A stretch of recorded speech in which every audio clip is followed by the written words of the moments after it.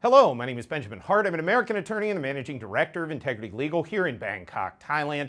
As the title of this video suggests, we're discussing the unlicensed practice of law, U.S. immigration law, and issues pertaining to human trafficking. Now, I've made videos here recently where I've talked about there are a number of fraudulent, just completely fraud lawyers that are out here, especially in Southeast Asia, especially outside of the United States. In a South American vernacular, you'll often hear these folks referred to as notarios. Unfortunately, here in Southeast Asia, we just have some total frauds sometimes. I mean, people that just claim to be lawyers that are not. They have no qualification as such. They are frauds. They're literal charlatans. That's exactly the terminology for those type of people.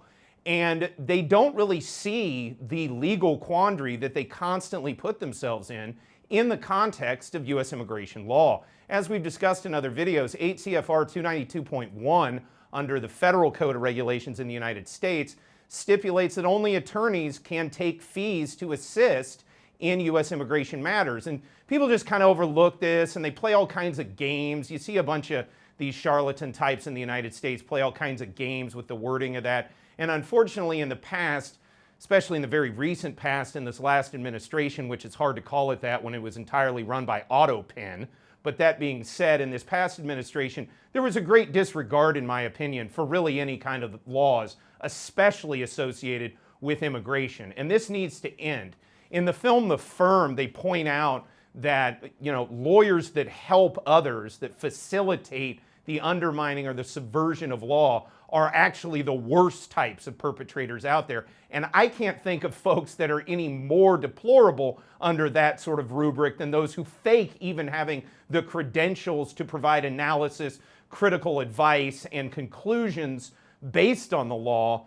I can't think of anybody more fraudulent than somebody who fakes their credentials to be able to do that. But the point I'm trying to make is it's those fakers that cause the worst problems. And the biggest problem is human trafficking, as has been pointed out by Mr. Homan, the so-called immigration czar back in the United States, basically the guy who actually cares about enforcing American immigration law, mostly via U.S. CBP powers along the border from what I've seen. But I'm hoping that him, as well as DHS more broadly, Department of Homeland Security, will see that these fraudulent charlatans are more of a problem than maybe even some of the folks that are doing more of the rubber hits the road sort of work, if you will, associated with trafficking people illegally.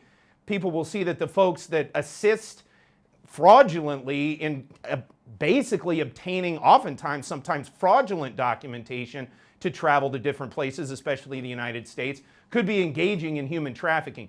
The point I'm trying to make for this video, though, for possible folks who are looking to go to the United States and they just want to get their loved one there, they want to go through the legal process and do the steps correctly, you need to ascertain whether or not you're dealing with a licensed attorney from the United States, again, per 8 CFR 292.1, because anybody else who claims to be able to take fees in exchange for assisting with U.S. immigration is in violation of that very relevant law. And if they are not licensed as an attorney, that's a real problem. So again, the thing to take away from this video also, well, actually, another thing to take away from this video is the fact that by engaging somebody who is one of these frauds, you could be putting yourself in harm's way if for no other reason your documentation and information is not privileged.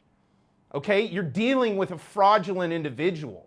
It could actually be deemed that you're engaged in a conspiracy to engage in human trafficking if you're dealing with somebody who is not qualified and credentialed to be able to provide such services. I make this video not because necessarily it's like an attempt to gain more business. Anybody that actually knows me knows U.S. immigration cases are not my favorite cases. I can do them, but it's a living, okay? I don't live and die by my ability to do U.S. immigration.